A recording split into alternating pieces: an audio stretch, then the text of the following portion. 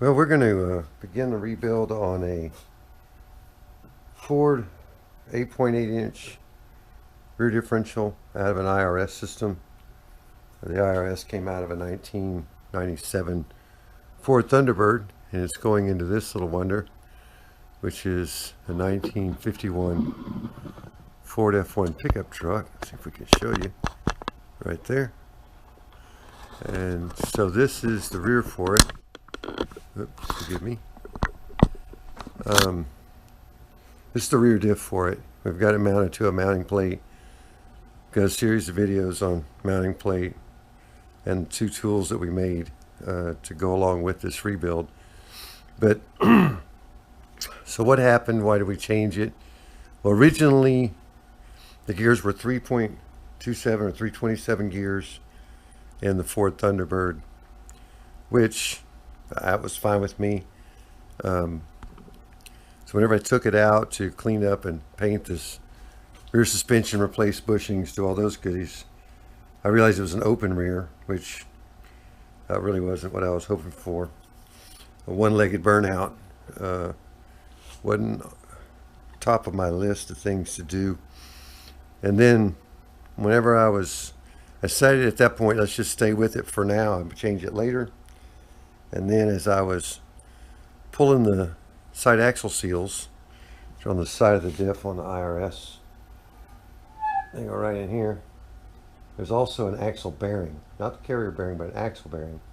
And I accidentally hit that axle bearing whenever I was getting the rear or the axle seal out. When I did, I nicked it. And they're pretty delicate little bearings, so it wouldn't turn cleanly by hand anymore. So I was going to pull that. Anyway, just snowball downhill. I ended up just saying, pulley on it, let's just redo the whole rear diff. Was going to do it anyway sooner or later, and seemed like as good a time as I could come up with. So what did I do? I did a little research. I ended up landing with a Yukon axle, and let me get it right here. It's Yukon axle and gear, or gear and axle setup, and I ended up getting it from this group, quickperformance.com. There's their phone number. They were very helpful. They were very quick, and I think they were pretty cost effective. So we ended up with this Positrack differential. You can see the purple springs. It's pretty common for the Yukon groups units. I won't say it's, if it's purple, it's Yukon. I can't say that, but like I say, that's typically what theirs look like.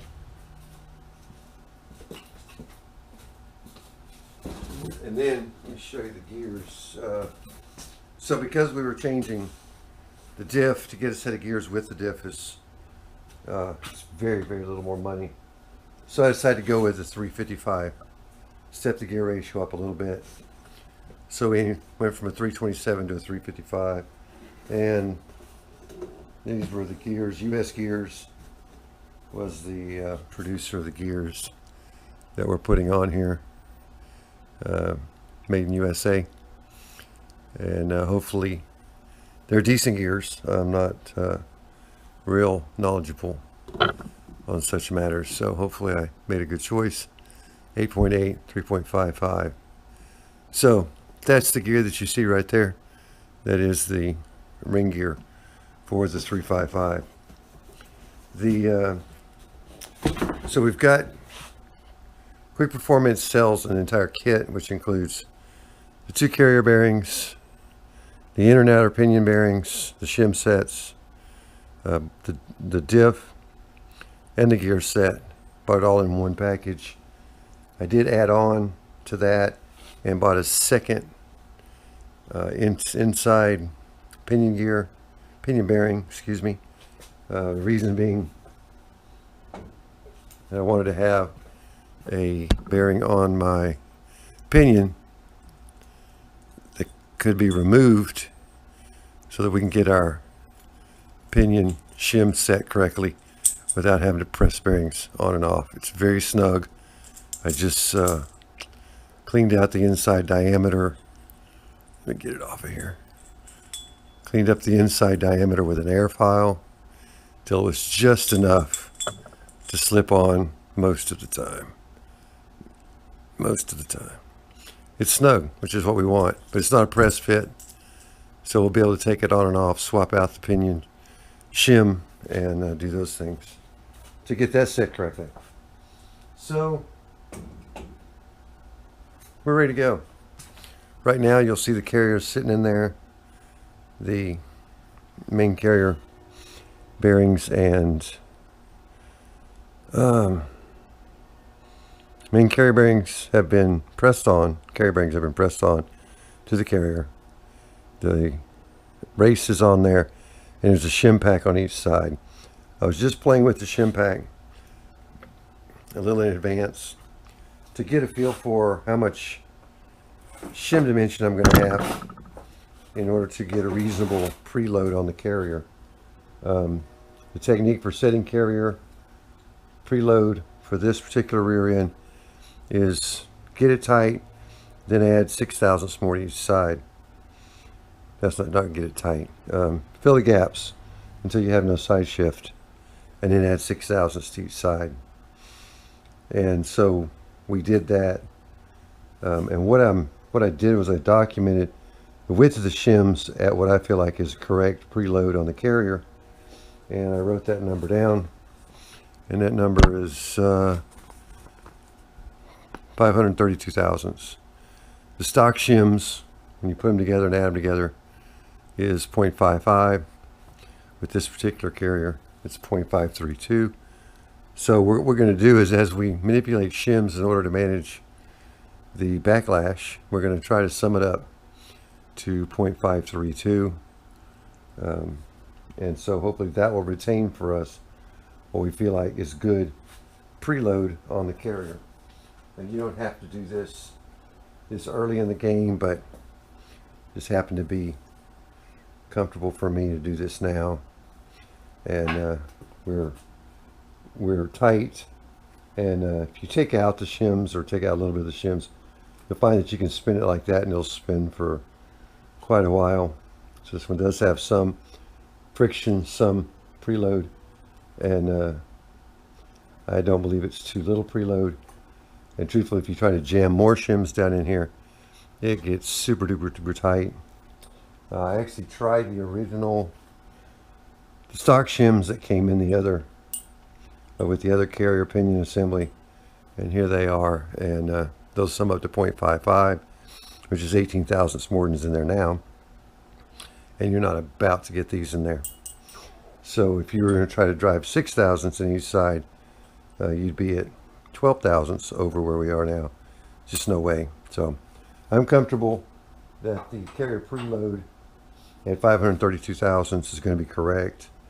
As we have to manipulate shims, if we go up to 534, 535, I'm not going to sweat it if I can get them in there comfortably without tearing anything up. So right now I'm comfortable that we've got a good preload on the carrier. So that's the first, well, it's not the first thing. It's the first thing I did. It's not necessarily the first thing you have to do. So what we'll do next is we'll pull the carrier shims and races, and we'll set them aside. And then we've got to drive in the inside and outside bearing races for the pinion. And then we can start doing our initial pinion install. Our initial pinion install is going to involve using the stock pinion shim. It's a 26 thousandths shim. We have no idea if it's right or if it's wrong, but it's just where we're going to start. We've got a series of other shims that we can use to make that bigger, make that smaller, whatever's necessary. In order to do that, we're going to have to wait, get the backlash set correct, get the pinion installed, get the backlash set correctly, then look at the gear match pattern using the gear paint, or tooth dye, whatever it is, and see how that looks. Another thing we did, I told you we pressed on, and I didn't get any video pressed on bearings. It's pretty rudimentary overall. But we pressed on these two carrier bearings, and then we also pressed the ring gear onto the to the carrier, and that was tricky. That was probably one of the trickiest things we actually had to do. And the reason it was tricky is because these bolts are short, and the area on this particular differential where this thing has to be pressed is quite significant. Seen some that actually slid on and they just had a very small area that was pressed. This one has got a press area that's pretty significant. And so we had to really eyeball that well. I used some long bolts of a different size, but at least aligned the center of the holes with the holes here on the flange. And we did manage to get it and get on there comfortably. These still need to be, bolts need to be removed. They need to be Loctited, and then they need to be torqued to spec. The spec, depends on what you read. The spec from Yukon says that these bolts, and also your bearing yoke bolts, go 60 pounds. Other sources, Ford sources, say 100 pounds. Which one's right? I'm not going to sweat it too bad. We're going to pick a number. We'll let you know what number we pick. It's probably going to be somewhere around 80 pounds. I'm not too worried about them coming apart, truthfully. I just want to have them, tight. So, another thing, and I'll be transparent with you, that we did that wasn't real good to start with, is as I disassembled this previously, I accidentally mislocated my bearing yokes. And what I mean is, I knew where they were. I just didn't know which one went where. Did this one go over here? Did this one go over here? And so what we ended up doing was putting them on, tightening them up, torquing them, and then using a bore gauge. And we used a bore gauge in multiple orientations. And what we found was if they were installed one way, the variance was significant. If we swapped them to the opposite sides, the variance was very narrow, like half a thousandths different as you went through the rotation of where the bearing would be. So we were able to determine which one went where. We do know which way they point, as they do have these nice little convenient pointers on them. But which one went on this side and which one went on that side, there was some confusion for a bit. But once I bolted them on, checked them, swapped them, it was pretty obvious which one went to which side. Anyway, so first things we're going to do, or the next thing we're going to do, is we're going to pull the carrier back out, secure everything so we don't drop or lose anything here, and then we're going to start installing the pinion. With the pinion installed, and then we'll come back and reinstall the carrier. So let's go. All right, well, we're going to get started with Loctiting our ring gear bolts. Our ring gear bolts are supposed to go 97 to 102 foot-pounds, basically 100 foot-pounds. And so right now we're just putting red Loctite on them, get them nice and well seated, and then we're going to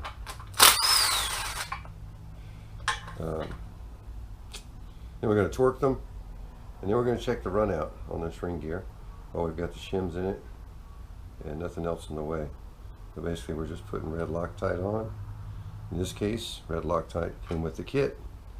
Obviously you can certainly get red Loctite at your local parts house, no problem. And so I marked the first of the 10 bolts, so when I come back and that mark shows up again, I'll know I've got them all Loctited. And then we'll go about torquing them, and then the carrier should pretty much be ready for installation. And we're going to remove the carrier and ring gear assembly, and get started on the pinion assembly. So I'll get right back with you. Well, it's time to install the pinion bearing races. We're going to start with the outer pinion bearing race first. This is the correct size for that bearing, or for that race, or the race driver set. It's the correct size. It's 65 millimeters. So obviously it's undersized, but so I'm going to turn this up, and Then we're going to go get the bearing. Right now the bearing, or excuse me, the race. Right now the race is in the freezer. Let me grab it out of the freezer real quick.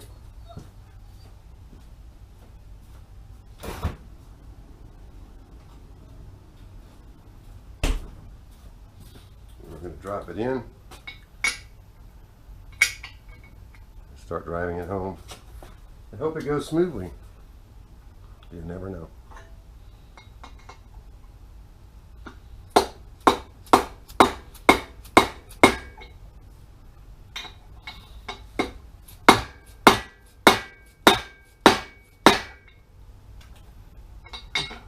It's going hard, but it's going.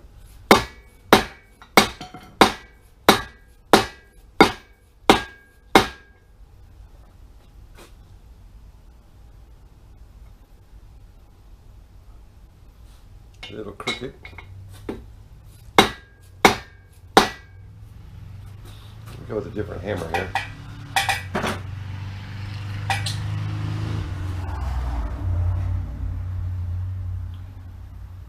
Still got quite a ways to go.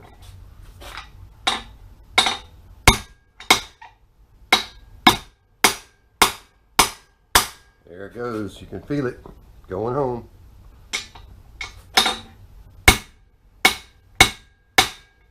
Ooh, feels like it's in there. Always kind of hard to be for sure. It's bottomed out. But it feels like it is. Let's look at it from the other side. Let's also make sure she's all pretty still. I think we're good. I think we're good. Flip it over.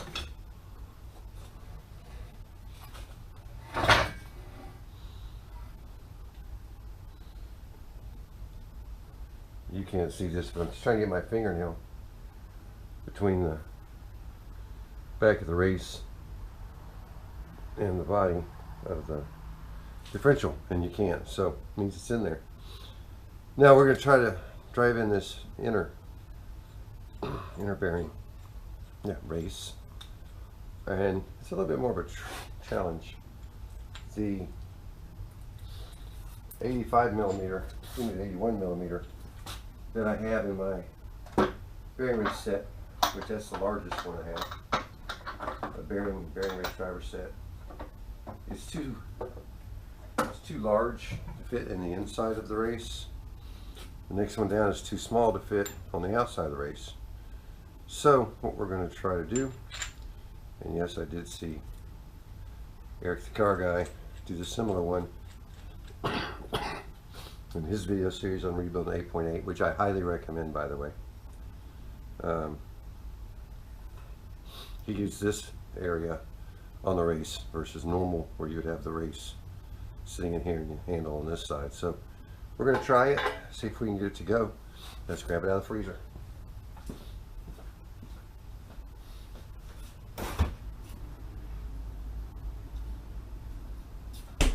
Luckily I have a freezer in the garage, which helps matters. Okay, so we got it set in there. We're going to start just by tapping it lightly to get a good seat on it.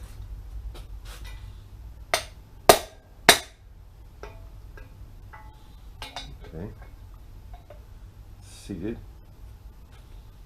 And you can kind of tell by how straight this pin is coming off this driver as to how crooked or straight.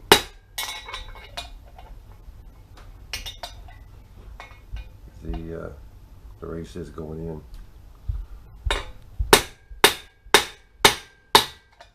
Come on now, get straight. It's getting a little crooked. It's leaning that way. Let's see if we can straighten it up some. If it doesn't straighten up, we're going to drive it back out and start over.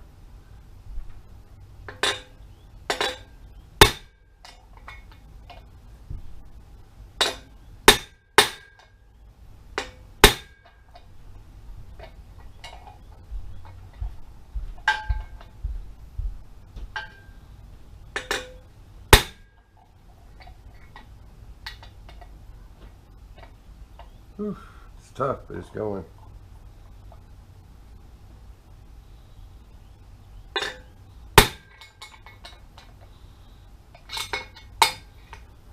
straighten it up a little bit here. Drive on that side only. I think that straightened it a bit. Oof, awkward, awkward.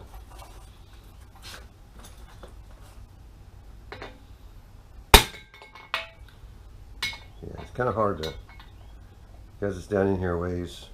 It's very hard.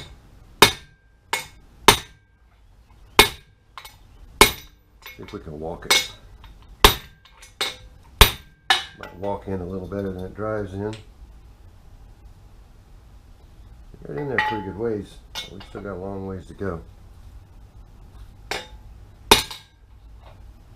Not being able to put it down in there is a real chore.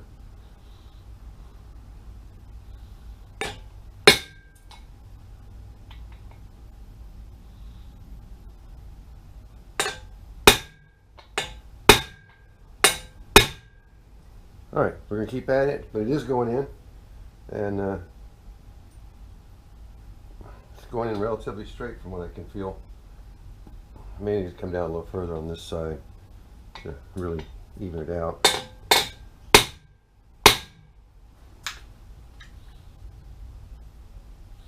Yeah, it still needs to come down that side, so it may be a little cocked in there.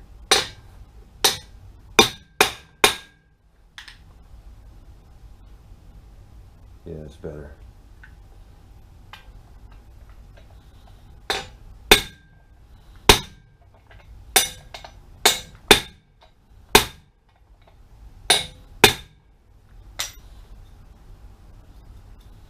Yep, it's feeling pretty good. Let's finish driving in there. We'll quit bothering you about it. Boring you to death. Well, had to go around it a little bit. I pretty much got it going in there good. Now, it's below the surface, so if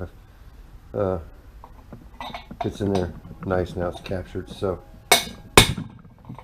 finish driving it, and you can pretty much tell when you're there because the sound changes and the response to the tool changes.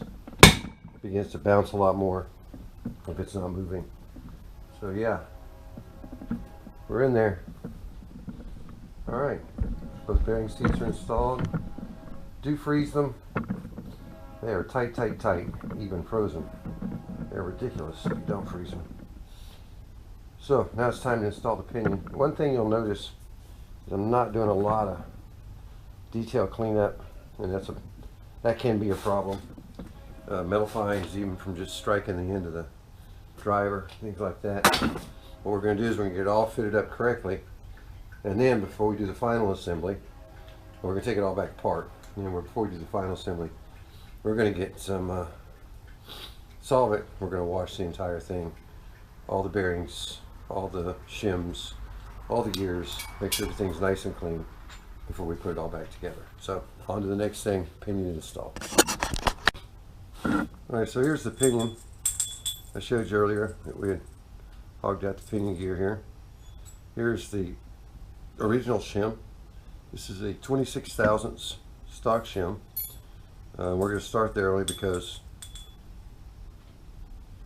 we have it and it worked in the prior setup. It can be from much smaller to 30 some thousandths, but we don't know the answer until we get there. So for now, we're going with 26 thousandths, and then we'll adjust accordingly to get our pinion height right. And we'll only know our pinion height in this case. I don't have a pinion height gauge. We'll only know the pinion height is correct whenever the tooth pattern lines up correctly. So we've oiled the bearing a little bit just for now so it spins freely. We're going to install this into the bearing race, and there it is. Now we just have to spin it over, turn it over, and install the remainder of the parts. It's going to be, we're not going to install a crush sleeve yet, not until we get everything set to right. So we're going to install the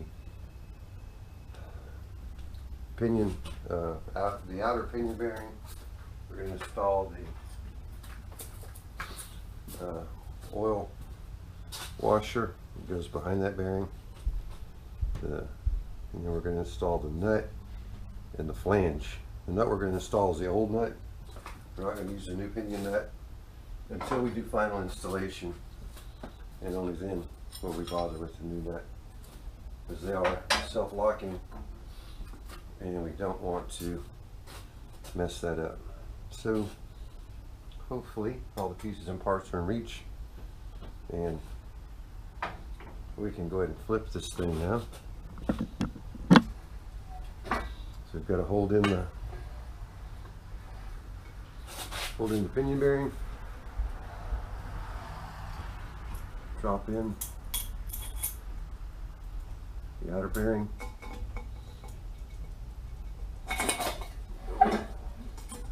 then put my pin in there and go ahead and drop the oil wiper. We're going to install the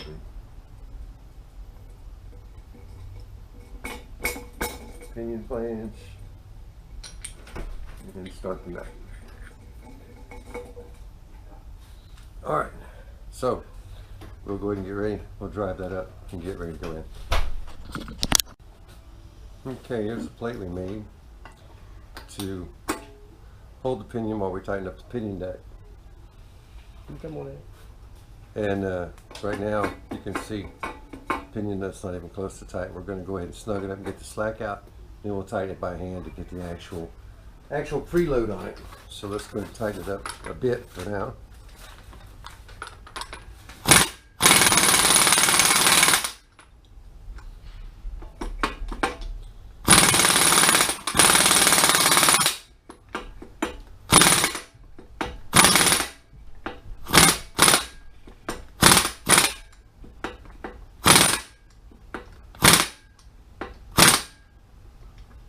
Alright, so it feels like we've pretty much taken the slack out of it,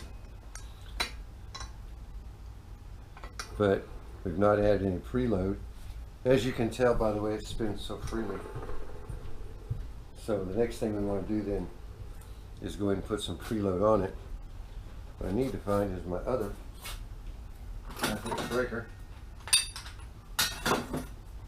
For now, I use my 1/2" torque wrench just to get this thing snugged up and start getting some preload into the pinion bearing.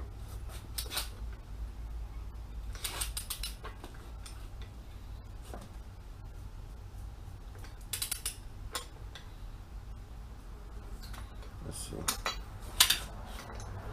Yep, no preload yet.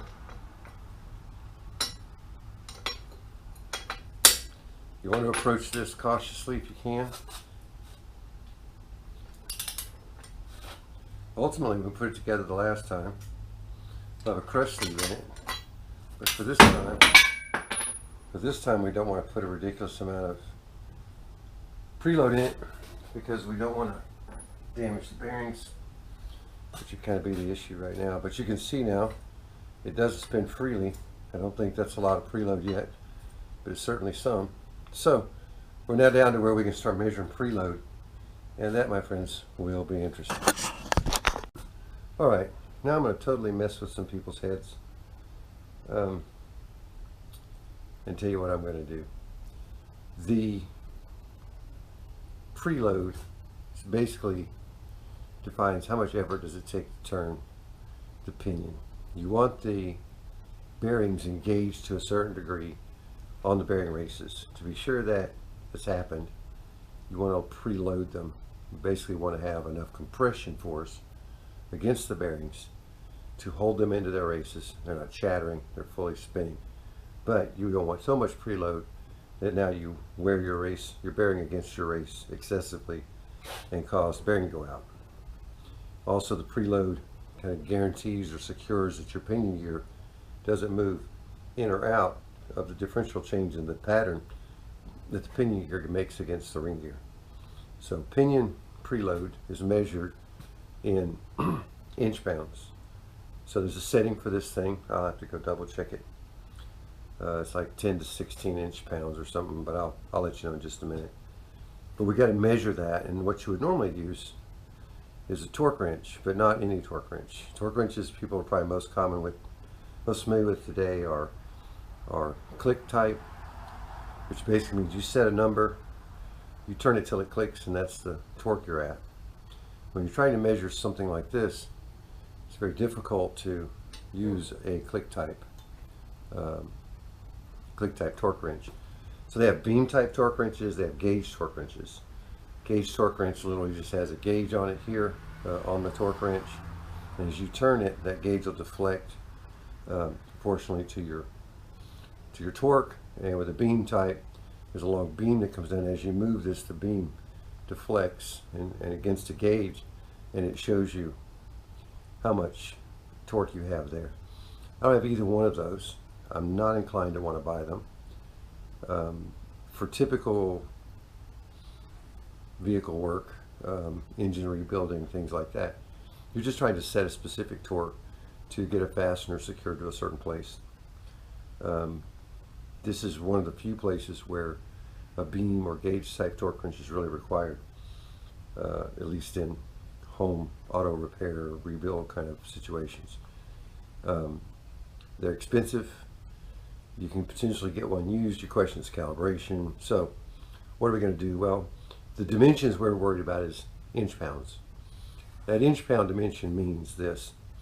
If, for example, you say that you want 12 inch pounds of force, that means that if you apply a 1 pound force 12 inches away from the center of rotation, the pivot point, if you apply 1 pound of force 12 inches away, that would be 12 inch pounds of torque. If you apply half a pound of force 12 inches away, this isn't 12 inches, but if you did 12 inches away, half a pound of force, that means that you would have 6 inch pounds of force required to rotate this. So what we're going to do, which is going to be, I think, plenty close enough for what we're trying to achieve, is we're going to use a handle of a measured dimension. If I put force here, if I measure from the center of rotation to here, it's 7 and I got to double check, it was 7 3/4 inches, I believe it was. We'll check it. And then we're going to apply a measured force. How am I going to apply a measured force? Well, the only thing I reasonably have is this small postal scale. This is a scale we use to measure our puppies when our puppies are born. I'm going to turn it into the position that I intend to hold it in, which is like this, and zero it. And then I'm going to apply a force.